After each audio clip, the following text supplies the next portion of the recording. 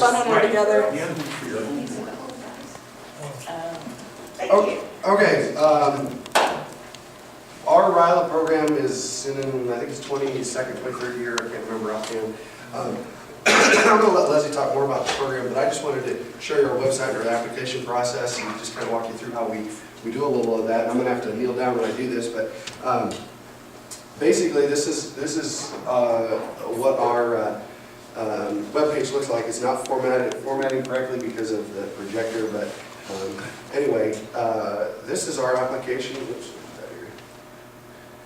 this is the application that we have students fill out. We go through and they have to log in, create an account, and fill out all the information. We ask them a number of questions and they submit it. And when they're done submitting it, then Rotarians can go on, or not Rotarians, our RILA representatives from each club then can go online once an application is submitted under Rotary Clubs and click on completed RILA applications. Again, they have to have an account, and I have to give them the access to do this because this isn't just available to anybody. But the list is there sorted by club of each student's application, and then you click on a kid's name, and it will pull up their application. And I'm asking them more information than what I'm providing to the Rotary Clubs. I ask them t-shirt size, things like that. So, but they can download that application. They can. There's a link at the bottom. They can print it. They can convert it to a PDF, and email it, whatever. So again, it just allows them to make it easier so that I don't have to send out all these applications. We basically put everything online, what to bring to camp. One of the things we encourage them to do is a leadership project, which Leslie will talk about. And when they're done with the project, it's an after-camp project.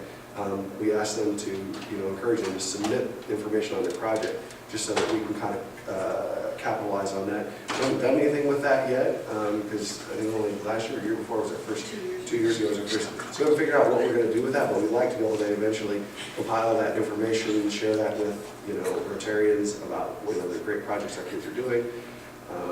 Just going to click through, see if there's anything else I really. Is that like medical forms? Medical forms, yes. This is our medical form, and I can email it to you. The kids just download this. Then they have For some reason it's not showing up. So they have to get it signed? Yeah, they do. They have to get it So signed. that comes, do they scan it and get it back to you, or do they usually mail that? No, they're supposed to get that to their RILA representative, whoever the RILA representative. And it's a 6-page form.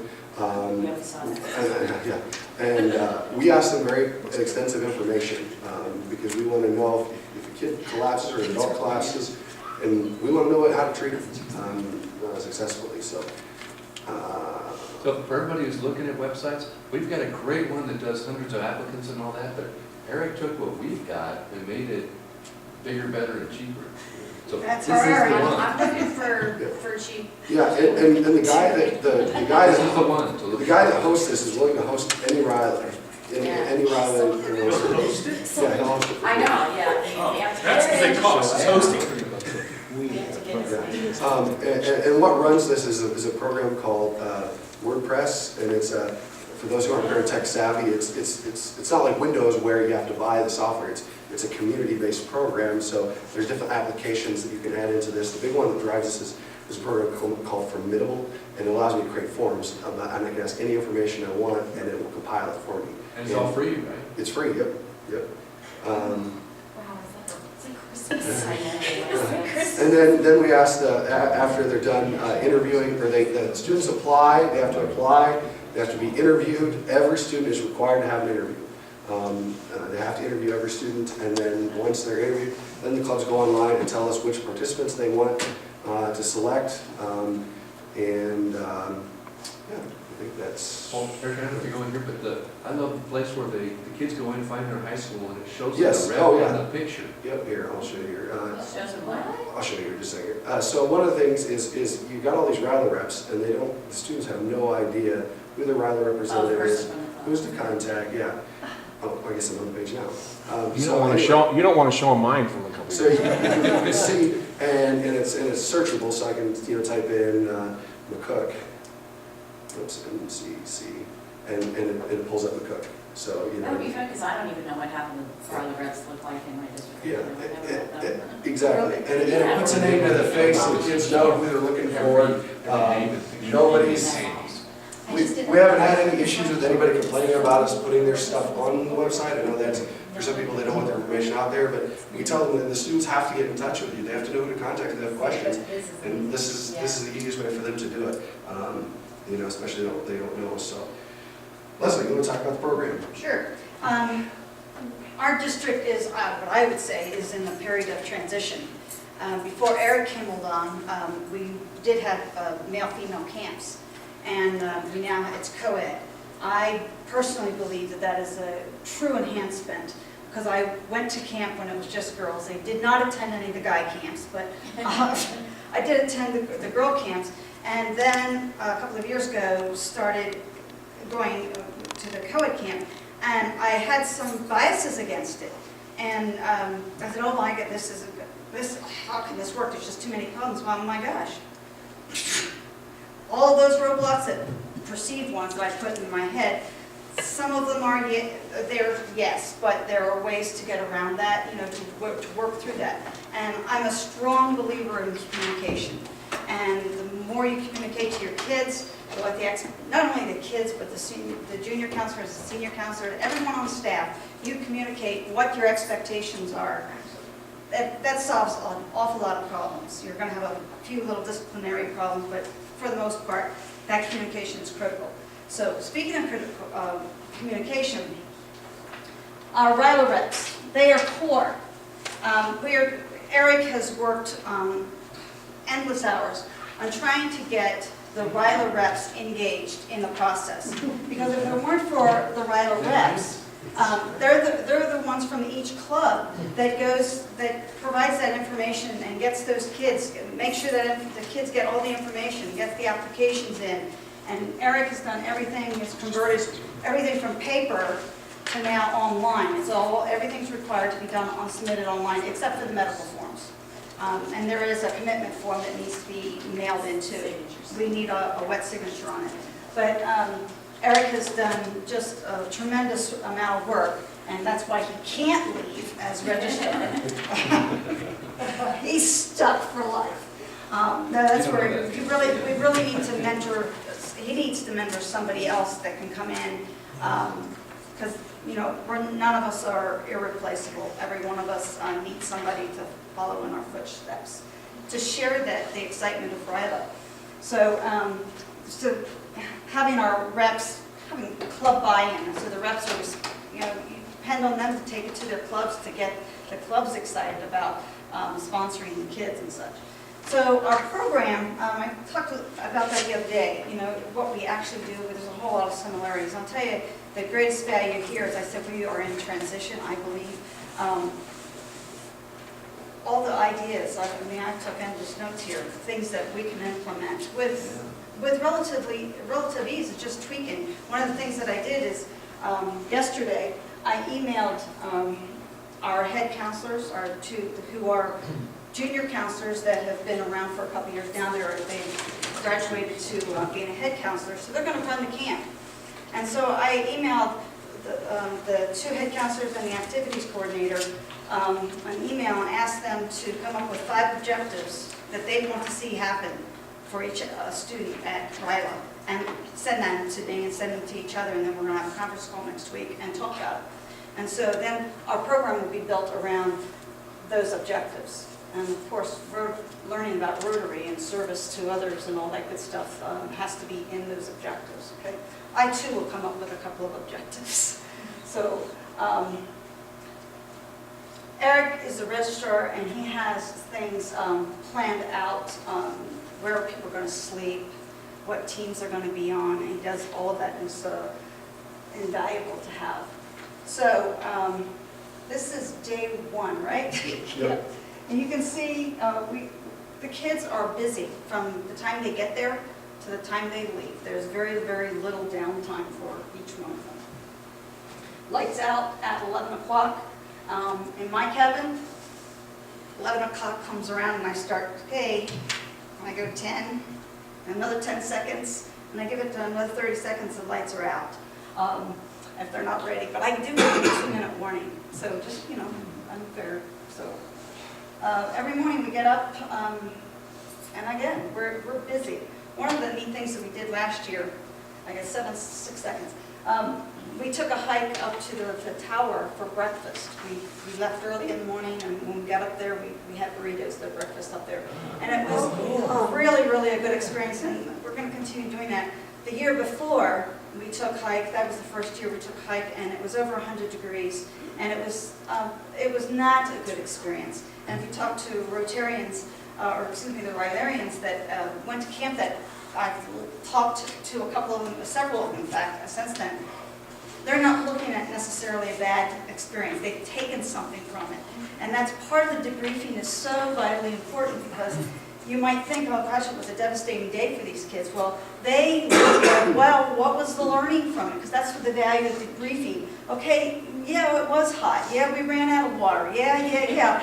What was the learning from it? And so they turned that into, it wasn't a bad experience. I got to talk to people I didn't talk to before. I got to help so-and-so who was having trouble on the trail. So it was, they come up with these things. It's just amazing. So you can see these schedules are just incredibly busy. And I talked to you about the group event on Wednesday night. And again, that is an incredible experience. And many of you have similar experiences with your RILAs, where it gets down to, it's very emotional. It gets to the core of what these kids are about. And what they learn from that is, I'm not on this earth by myself. There's a lot of others that are right in the same boat with me, and they're suffering the same ways, and they bond so well, and they become lifelong friends. I just want to interject, since everybody else is using overtime. One of the things that I think is really cool that is we do a district barbecue at the very end. We kind of end right around lunchtime. We encourage all of our Rotarians who come pick up the students to come join us for the barbecue. We have some entertainment. Usually we pick a skit and a talent from the talent show, and that gets previewed. The district governor speaks. We present awards. It's just a great time, fun for all to kind of end. And so it's grown, significantly. I bet we probably have at least 20 to 30 adult Rotarians that show up at that just because of it. So it's really cool. It's a lot of fun. And the last thing I was going to say is the DVD. We didn't want to show it. It's on our website, but that's the video we produced a few years back. If you're interested in producing a video like that, go to your local university. That's what we did, and they have students that want student projects. And that video would have cost us $3,000 to get produced if we went to a local media outlet, and it didn't hardly cost us anything other than his time to be up there. So okay. Thank you. Oh, good. I realize that I have a huge issue that you kind of hinted at, and there are, I don't know if this affects everyone in here, but Eric, there's you, me, Bridget, Dustin, the people who do the registration, that you're so incredibly organized. I'm astonished. But we could get hit by a truck, and it's a huge thing to put these things together. The problem I've got is Rotarians are not technical people. Rotarians hire technical people. And I don't know a good way to find people to help to replace us, as you hinted at. Young Rotarians. Yeah. Rotarians. Just go ask a 6-year-old. They can manipulate most of it. But part of it is you have to have drunk the Kool-Aid. You got to be nuts about this. Yes, It's kind of hard to find some of those people sometimes. But plus have the technical expertise and the time to do all this stuff. And the dedication, even if you don't have time, you make time. Yeah. I don't know how to solve that. Like if something happens to you, yours would fall apart, both of them. Well, the Corpus one, they have a separate registrar, and I work with her. Oh, do they? So, Okay. yeah, so Oklahoma will figure it out. But I love this website where they fill it in. I've been trying to, but Club Runner just doesn't have that capability. Yeah. And so our Club Runner person was like, I don't know what to tell you, but this would solve so many problems because I wouldn't have to enter everything and let the kids know every time who their person is, and there's so much that would take care of if I did get hit by a truck. Well, but this does take a lot of technical know-how and effort to build. Well, you had help from the university with that too. They build it, I had some university students build it for me, but I'm not a web person, that's not my area of expertise. But he's a tech person. I would say, you know, if you're not very computer savvy, it's probably not something you want to do, but if you have some basic computer knowledge, a lot of it is just go in and you click and you edit. You edit, and it's what's called a content management system. So basically, you see a paragraph, you can edit, and you can edit the paragraph. You know, it's pretty flexible. Maybe what we ought to be looking at is all of us create a one we can all use. That's a good idea. Like a RILA site, we all have our own page on the RILA site. In one application, it's just customized for your. Exactly. That's a good idea. Yeah. Wow. That would be Great a idea. little replaceable. Somebody said yesterday, who owns RILA.org? And it was not, I thought it was not Rotary International. It's in Britain. It's a club out there? Yeah. Okay. I actually have the gentleman coming up behind me in my club as president, because I'm president-elect.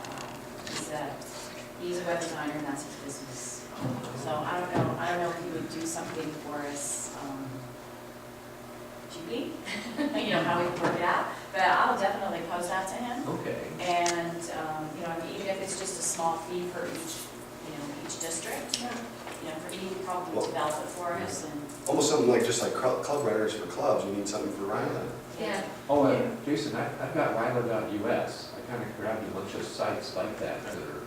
So maybe Useful, that, or yeah. com, or info, or net, or one, there's lots of them. But to answer your question about, like, you said, where do we find people to replace us?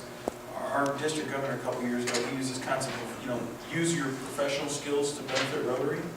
And so I'm a recruiter, that's what I do professionally. Oh. So he came to me, he said, okay, I'm not gonna actually recruit every member. We have membership for that. He goes, when I need people to do jobs in Rotary, I'm gonna have you in charge of recruiting Rotarians to fill those jobs. So my bet would be every district has a recruiter. I mean, it's not like it's a profession that's, you know, specialized. So every district has some recruiter and utilize their professional skills to say, hey, okay, so you need somebody who has this skill, this skill, this skill to do this job in Rotary. That's what I do professionally. I'm gonna go do that for Rotary. So just find that location in your district. Okay. That's good. Okay, who's up next? What am I scheduling?